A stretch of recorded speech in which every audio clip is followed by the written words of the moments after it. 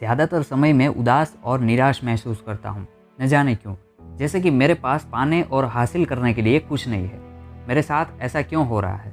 मैं जानता हूँ ये सवाल आप में से कई सारे लोगों के मन में आते होंगे और आप हर बार यही सोचकर दुविधा में रहते होंगे कि क्या कोई है जो हमें इस प्रॉब्लम से बाहर निकाल सके।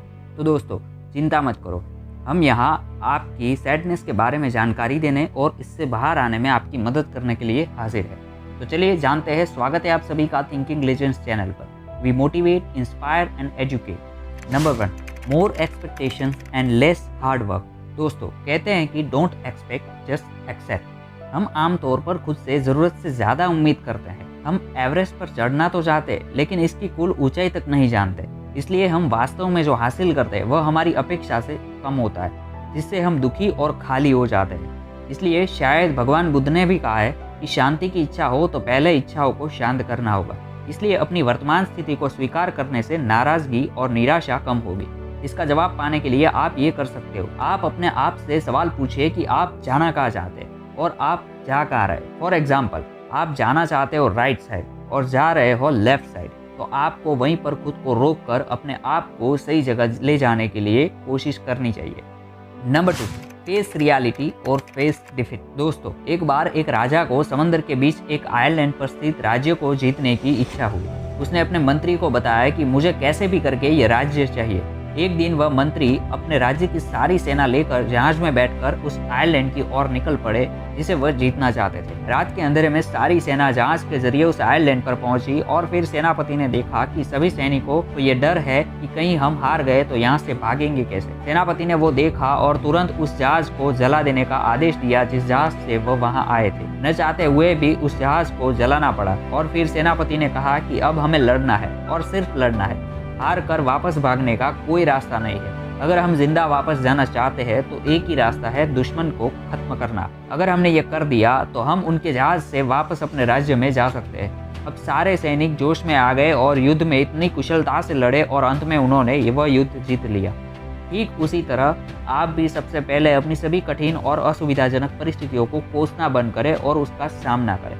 यदि आप कंप्लेन मोड बंद करके एक्शन मोड शुरू करेंगे तो आपकी सारी प्रॉब्लम्स के अंत निश्चित है। Number 3, stop trying to be a copycat. Copycats are everywhere, so be original.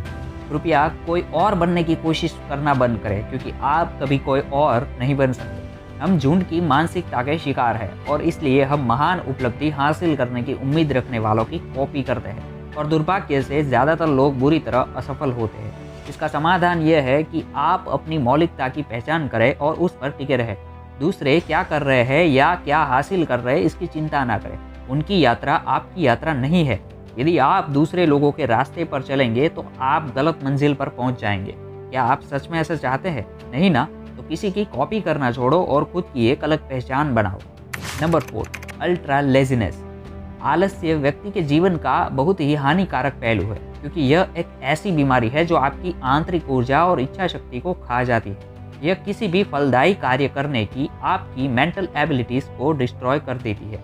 अगर आप किसी प्रॉब्लम का शिकार है तो इसका समाधान यह है, जिसे हम विजेता की इच्छा शक्ति कहते हैं। जिस क्षण आप किसी चीज़ के बारे में आलस्य महसूस करते हैं, उस फील्ड के किसी भी व्यक्ति की सुपर उपलब्धियों के बारे में सोचें जिनकी आप प्रशंसा करते हैं या उन्हें अपना रोल मॉडल मानते हैं। ये व्यक्तित्व खेल, शिक्षा, बॉलीवुड, राजनीति, विज्ञान या मनोरंजन क्षेत्र से कोई भी हो सकता है। क्या आपको लगता है कि ये लोग अपने आलस्य के कारण रोल मॉडल बन गए होंगे?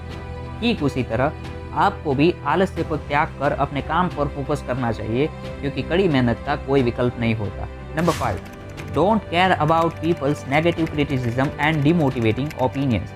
एक सर्वे के अनुसार 80% से ज़्यादा लोग के पास कुछ नया करने के आइडियाज़ और क्रिएटिविटी ऑलरेडी है, मगर वो लोग कुछ बोलने की या फिर कुछ नया करने की हिम्मत सिर्फ ये सोचकर नहीं जुटा पाते कि लोग क्या सोचेंगे। तो आपको बता दे कि इस दुनिया में 8 बिलियन से भी ज़्यादा लोग हैं और आप सबको खुश नहीं कर सकते, और ना ही ये तुम्हारी जिम्मेदारी है।